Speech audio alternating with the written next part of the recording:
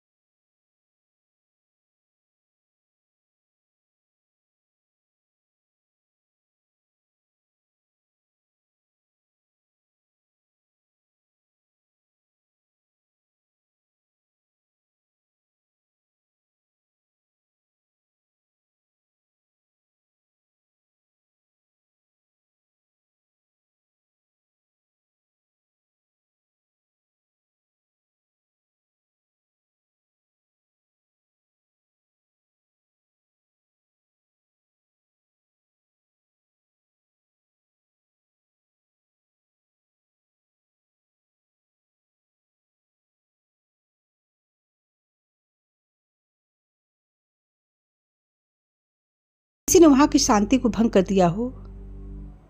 तभी अचानक ताबीज से एक चमकीली रोशनी निकली और पूरा कमरा रोशनी से भर गया। तीनों दोस्त घबरा गए, लेकिन तभी रोशनी के बीच से एक परछाई प्रकट हुई। वह परछाई एक बूढ़ी आदमी की थी, जिसकी आंखों में गहराई और चेहरे पे बहुत शांति थी। वह परछाई धीरे धीरे बोली, सालों से मैं इस ताबीज की रखवाली कर रहा था। यह ताबीज उस राजा का था जिसने इस किले का निर्माण किया था, जिसने इसे सच्चे दिल से पाने की कोशिश की, वही इसे ले जा सकता है। लेकिन याद रखना, इस ताबीज की ताकत का इस्तेमाल सिर्फ भलाई के लिए करना होगा, नहीं तो यह बहुत खतरनाक हो सकता है। तीनों दोस्त हैरान और रोमांचित थे। उन्होंने उस ताबीज को उठाया और परछाई ने मुस्कुराते हुए कहा, अब तुम इसके सही रखवाले हो। जैसे ही उन्होंने ताबीज को हाथ में लिया, किले का दरवाज़ा धीरे धीरे फिर से खुलने लगा। वे बाहर निकले और देखा कि रात का अंधेरा अब एक शांत और सुहाने सवेरे में बदल चुका था। तीनों ने ताबीज को सुरक्षित रखा और तय किया कि इसका इस्तेमाल सिर्फ भलाई के लिए करेंगे। उसके बाद वह ताबीज उनके पास रहा और जब भी उन्हें कोई बड़ी चुनौती या समस्याएं आती, ताबीज उन्हें सही रास्ता दिखाता। कहानी खत्म होती रोहन की आंखों में चमक थी। उसने रोमांच और रहस्य भरी इस कहानी को सुनते ही खुद को उन दोस्तों की जगह पर पाया। उसकी माँ मुस्कुराई और कहा, अब समय है सोने का, लेकिन बेटा याद रखना, हर रहस्य के पीछे एक सच्चाई छिपी होती है और उसे जानने के लिए हमें हिम्मत और विश्वास की ज़रूरत होती है। रोहन अब कहानी के जादू में खो चुका था और धीरे धीरे उसकी आंखें बंद होने लगी। दर्शकों, कहानी आपको कैसी लगी? अगर कहानी पसंद आए तो कृपया करके लाइक ज़रूर करें। आपके एक लाइक से हमें बहुत खुशी मिलती है।